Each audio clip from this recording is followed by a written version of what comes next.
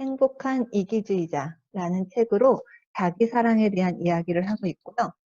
이 저자가 얘기하는 10가지 자기 사랑의 방법 중에 첫 번째 방법을 소개해 드리는 시간이에요. 첫 번째 방법은 먼저 자신을 사랑한다. 아니, 자기 사랑의 방법을 알려준다고 하면서 자기 자신을 사랑한다라는 게 뭐지? 왜 뻔한 얘기를 썼을까라고 할 수 있는데요. 중요한 게 먼저예요. 우리는 어릴 때부터 내 거를 먼저 챙기는 거에 대해서 굉장히 뭔가 이기적이다, 나쁘다라고 인식하게 하는 그런 문화에서 많이 살아왔잖아요. 그래서 마치 나를 먼저 사랑하는 게 이기적이고 나쁘게 평가받을 수 있는 그러한 거라고 생각을 하는데요. 사실은 나를 먼저 사랑하는 게 다른 사람을 사랑하게 해주는 굉장히 중요한 부분이에요. 우리나라 분들이 특히 부모님들이 희생정신이 굉장히 강하시잖아요. 그래서 나보다는 우리 자식 이런 게 굉장히 강하시고 나는 못 먹고 못 살아도 우리 아이는 잘해주고 싶은 마음이 굉장히 강하시잖아요. 근데 아이를 정말 위하신다고 하면 나를 먼저 사랑해 하셔야 돼요. 정말요. 예. 이게 꼭 아이와의 관계뿐만이 아니라 여러분이 사랑하는 모든 사람과의 관계에 다 해당이 되는 거예요. 여러분이 상대방을 정말 사랑한다고 하면 상대방을 위해서 나를 희생하기 전에 나 자신을 먼저 사랑하시면 상대방에게도 더 사랑을 줄 수가 있고 상대방이 더 잘 될 수 있는 가능성도 더 생기게 돼요. 사랑이라는 거는 정말 많은 정의가 있어요. 사람마다 정의가 다 다르죠. 이 저자가 얘기하기로는 사랑하는 사람이 스스로를 위해서 선택하는 일이라면 무엇이나 그것이 자신의 마음에 들건 들지 않건 허용할 줄 아는 능력과 의지이다 라고 하고요. 이렇게 허용해 주려면 내가 나를 사랑할 수 있어야지 허용해 줄 수 있다는 거죠. 내가 나를 사랑하는 일을 잘하게 되면 어느새 다른 사람도 되게 허용해 주면서 잘 사랑할 수 있게 돼요. 근데 나를 사랑하지 않고 다른 사람을 사랑하게 되면 그게 때로는 건강하지 못한 스스로 희생해서 스스로 힘들게 하거나 혹은 통제해서 상대방을 힘들게 하거나 의도는 되게 좋은데요. 좋은 마음으로 시작하지만 그런 결과를 일으킬 수도 있죠. 그래서 여러분들이 자기 자신을 먼저 사랑하는 게 중요한데요. 어떤 분들은 그렇게 얘기해요. 선생님, 근데 저는 잘난 것도 없고 능력도 없고 잘하는 것도 없고 맨날 실수투성이고 제 자신이 정말 마음에 안 드는데 어떻게 더 자신을 사랑하죠? 라고 얘기하시는 분이 계세요. 근데 여기서 되게 중요한 부분이 뭐냐면요. 나의 가치는 내 어떤 행동이나 능력이랑 상관이 없어요. 내가 잘나야지 사랑받는다가 아니라 나는 그냥 나기 때문에 사랑하고 나 스스로를 사랑한다라는 건 뭐냐면요. 선택, 조건이 아니에요. 내가 이러이러한 조건이 만족되면 나 자신을 사랑할 수 있어가 아니라 나는 내 자신을 무조건 사랑할 거야 라고 선택하는 거예요. 이거는 다른 사람과의 관계에서도 마찬가지예요. 부모 자식 간에 굉장히 어려움이 생기는 경우가 뭐냐면요. 부모는 자녀분들이 잘 되길 바라는 마음에서 네가 이렇게 이렇게 잘하면은 뭐 칭찬해주고 이렇게 뭐 뭔가 더 잘해주고 이렇게 되는데요.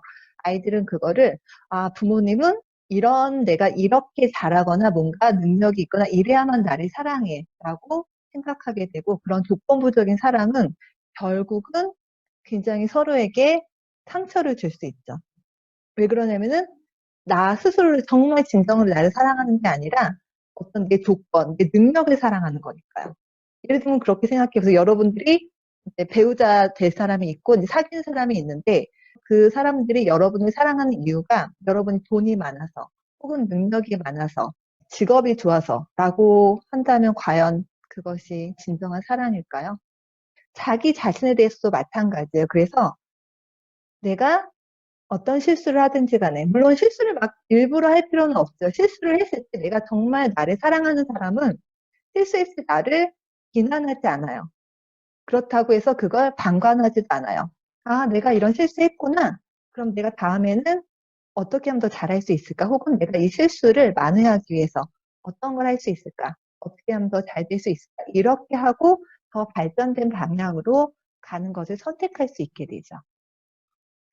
그래서 내 자신을 사랑하는 것도 선택이고요. 나 자신을 사랑하는 데는 내 몸을 사랑하는 것까지 포함이 돼요. 여러분은 여러분 몸이 마음에 드시나요? 우리는 너무 현대 사회에서 미에 대한, 아름다움에 대한 조건들이 너무 많아요. 어떤 얼굴이어야 되고 어떤 몸매여야 되고 이래야지만 뭐 멋있는 몸매고 예쁜 얼굴이고 이런 조건들이 있는데, 그런 거에 우리가 영향을 받는다고 하면 진정한 자기 자신의 아름다움을 찾기가 굉장히 어려워지죠. 그래서 이것도 마찬가지예요. 그러니까 내 스스로를 그냥 있는 그대로 사랑하기로 선택하는 건데요. 되게 막연하죠. 어떻게 선택해야 되지? 어떻게 나 자신을 사랑하지? 내 몸을 사랑할 수 있는 방법 중에 하나는 뭐냐면요. 내 몸한테 감사하는 거예요. 여러분들 다리가 있고 발이 있어서 어디든지 걸어 다닐 수 있잖아요. 갈 수 있잖아요. 여러분들의 입이 있어서 맛있는 음식을 먹고 영양소를 섭취받을 수 있잖아요. 이 모든 몸에게 감사함을 표현하고 경험하는 거죠. 느끼는 거죠. 이봐, 너무 감사해. 그리고 우리가 손이 있기 때문에 많은 것들을 할 수 있죠. 그래서 내가 이 부분 정말 마음에 안 들어 라고 생각이 되는 부분이 있으면 그 부분에 대해서 감사하는 것들을 한번 찾아보시고 표현해 보시면 좋을 것 같아요. 어쨌든 그 부분이 없으면 온전한 나로 존재하기가 어려울 수 있는 거잖아요. 근데 재밌는 건 뭐냐면요. 감사하는 거랑 비난하는 거는 같이 갈 수가 없어요. 감사하는 순간 비난할 수 없게 되고요. 비난하는 순간 감사할 수 없게 되거든요. 그래서 내가 불평하고 비난하는 거 없애려고 노력하시기보다는 그거에 대해서 감사하는 걸 하게 되면 자연스럽게 비난이나 불평이 없어질 수 있어요. 그래서 여러분들 몸에 대해서 어떤 것들을 감사할 수 있는지 한번 보셨으면 좋겠고요. 여기서는 이제 자기 자신을 사랑하는 거는 일단 자신의 생각부터 시작되죠. 내가 뭐 이런 조건이 아니라 나 있는 자체를 받아들이는 거. 그리고 내가 스스로에 대해서 비난할 때마다 그걸 알아차리는 거. 그리고 나 자신에 대해서 감사할 수 있는 거. 그리고 여기서 또 나오는 거는 레스토랑에 가서 아무리 비싸도 정말 먹고 싶은 것을 주문한다. 맨날 이렇게 했다가는 이제 가정 경제가 펑크가 나겠죠.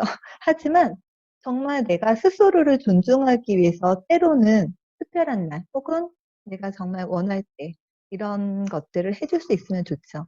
스스로에 대해서 너무 인색했다라고 하면 내가 정말 스스로에게 베풀 수 있는 것도 때로는 되게 도움이 될 수 있는 것 같아요.